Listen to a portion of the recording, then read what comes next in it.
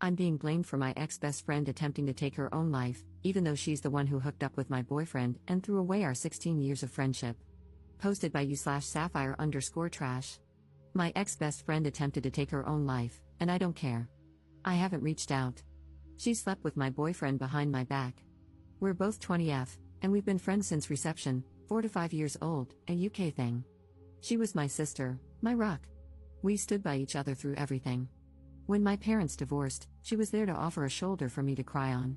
When her grandmother died, I was there, keeping her afloat throughout high school. I'd been dating my boyfriend, 21M, for about 3 years.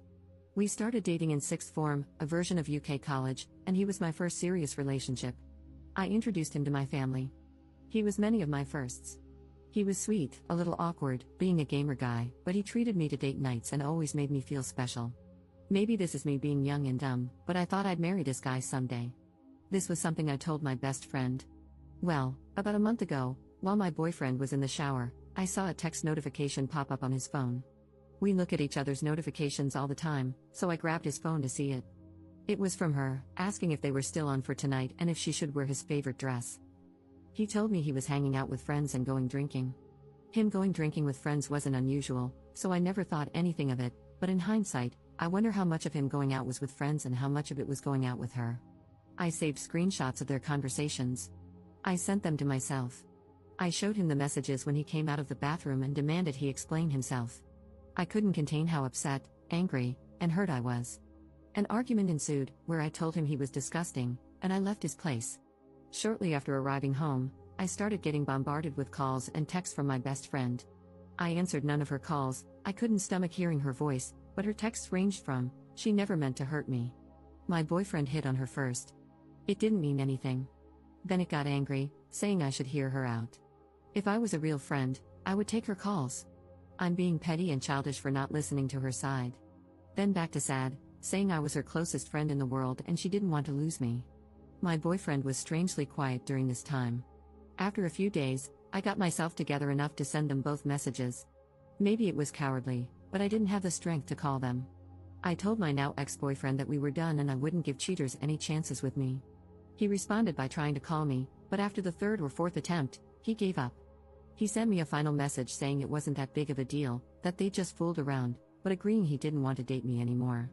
My ex-best friend was more persistent after I told her I wanted nothing to do with her. Day after day, I'd get messages and calls from her. Demanding to talk. Demanding we resolve this.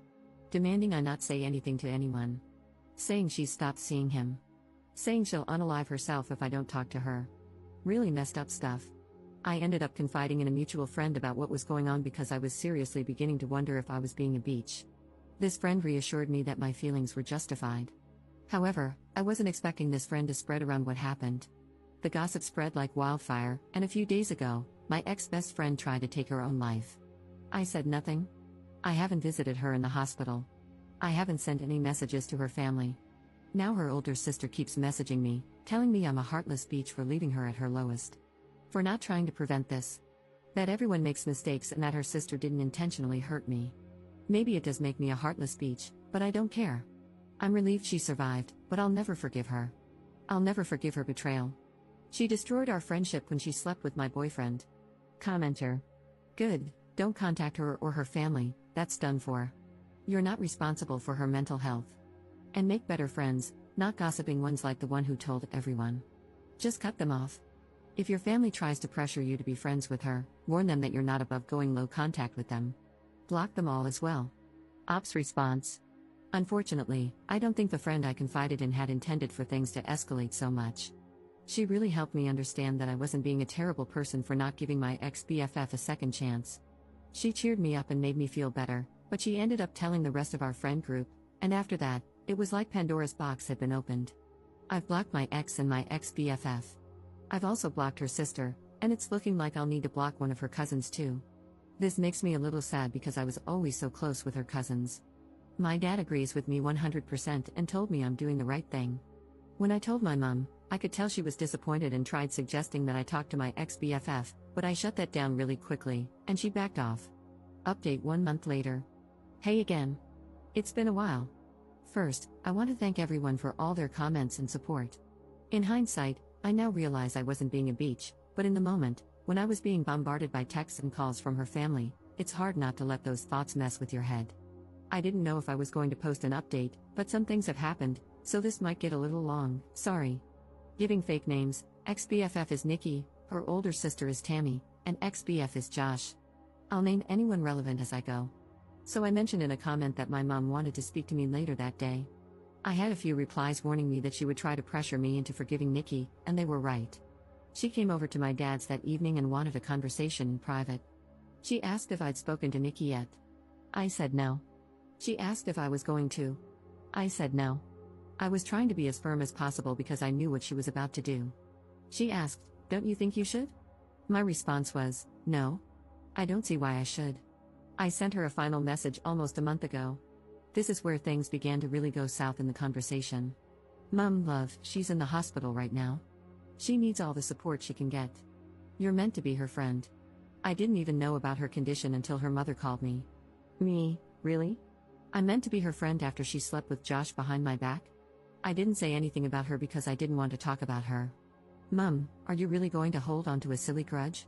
I understand she hurt you, but she's hurting so much more right now, love." Me, she's hurting? Mum, yes, you both are. I raised you to be a kind, forgiving person.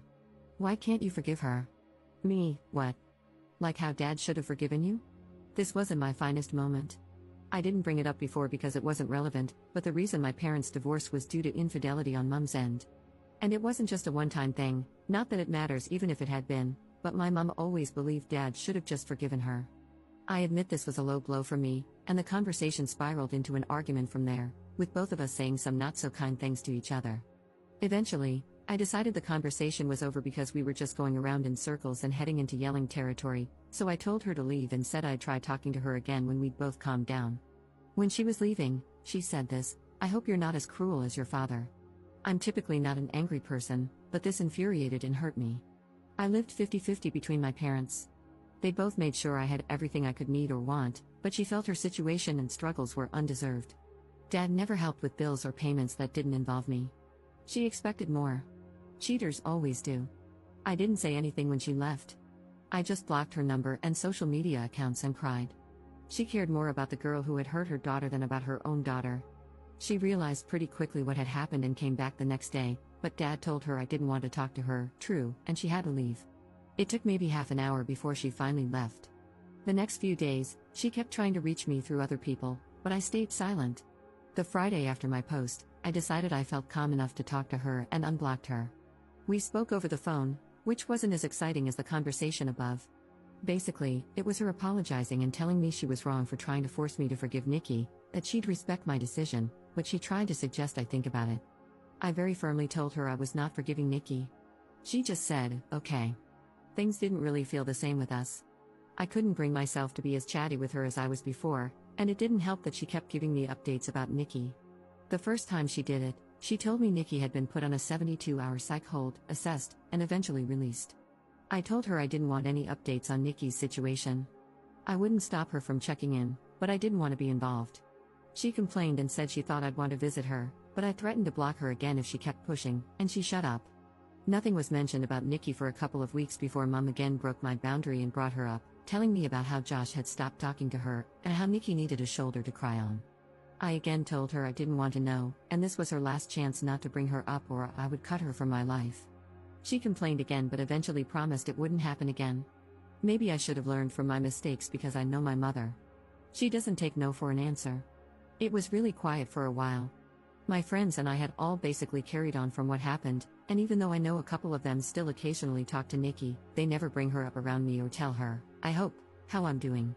I thought I could finally close this chapter of my life, but nope. Today, my mother called me and asked if I wanted to get lunch. I hadn't seen her in a while, so what was the harm? I headed to the Weatherspoons we planned to eat at, and who do I find sitting with my mum? Nikki and her sister Tammy. As soon as Nikki sees me, she gets up and tries to hug me, but I just raise a hand and take a step back, and this girl has the audacity to look upset. Mum immediately knows she's effed up because she's scrambling with all the excuses. It hurts to see you two fall apart like this, you were so close. I thought you'd forgive her by now. And my favorite, she made a mistake, she misses you. During this time, Nikki has been quiet, and I can see Tammy glaring at me. I'm just so effing angry and upset. I honestly didn't think Mum would pull something like this. I wanted to leave and cry, but I looked at Nikki and said, for someone who's made a mistake, she sure hasn't apologized for it yet. She had this guilty look on her face and muttered something about me having her blocked and having no way to. I said, "Is that really all you have to say?"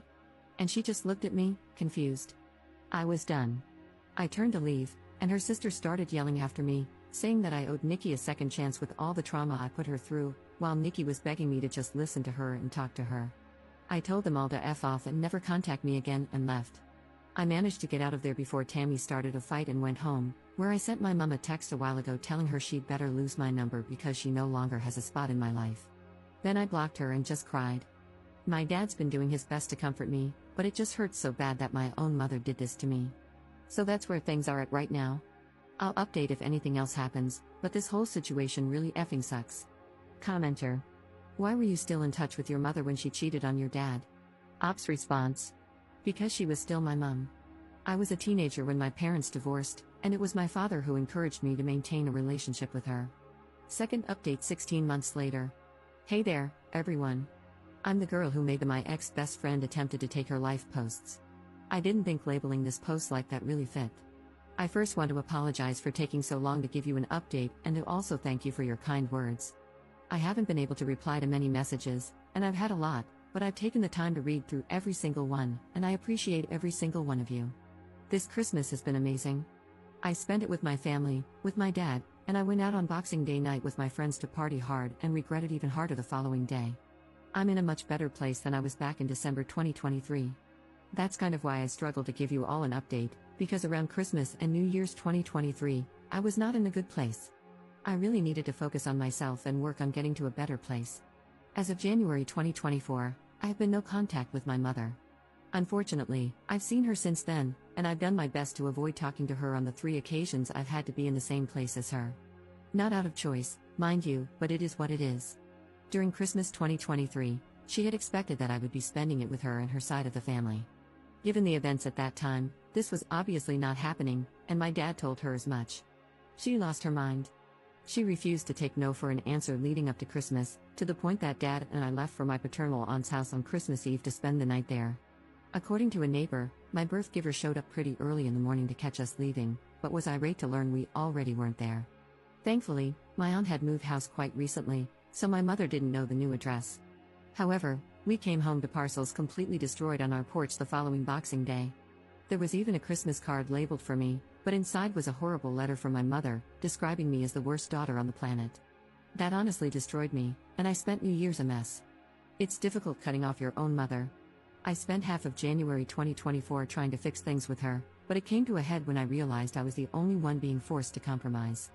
I finally cut off contact, and it's been that way since. There's been more between then and now, but I think those are incidents I'll post on my Reddit page or in the comments of this post to prevent it from getting too long. In terms of Nikki, I've heard she's doing better. We've not spoken since my mother's lunch escapade, but she's found a job and, according to a mutual friend, a new circle. Despite everything that she's put me through, I'm happy for her. It's almost 2 a.m. here in the UK, so if I suddenly stop responding to comments, I've fallen asleep.